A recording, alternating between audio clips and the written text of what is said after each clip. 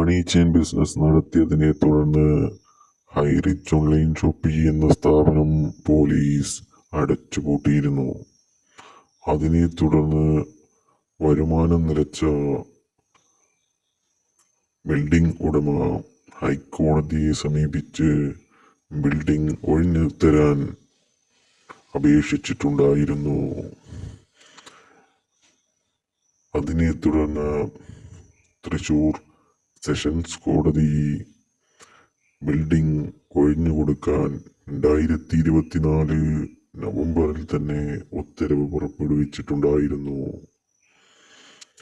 എന്നാൽ നാളിതുവരെ ബിൽഡിംഗ് ഒഴിയുകയോ അതിലെ സാധന സാമഗ്രികൾ ലേലം ചെയ്യുകയോ ചെയ്തിട്ടുണ്ടായിരുന്നില്ല. കഴിഞ്ഞ മാസം ബിൽഡിംഗ് ഉടമ വീണ്ടും ഹൈക്കോടതിയെ സമീപിച്ച് ഉണ്ടായിരിക്കുന്ന കാലതാമസം ബോധിപ്പിച്ചിട്ടുണ്ടായിരുന്നു.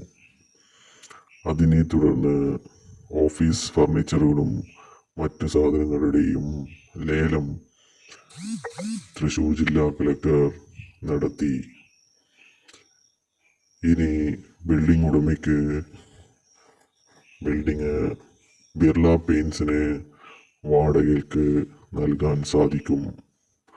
പറഞ്ഞു വരുന്നത് ഹൈറിച്ച് കെട്ടിടം ഇനി ബിർള പെയിൻസ് കെട്ടിടമായി മാറും.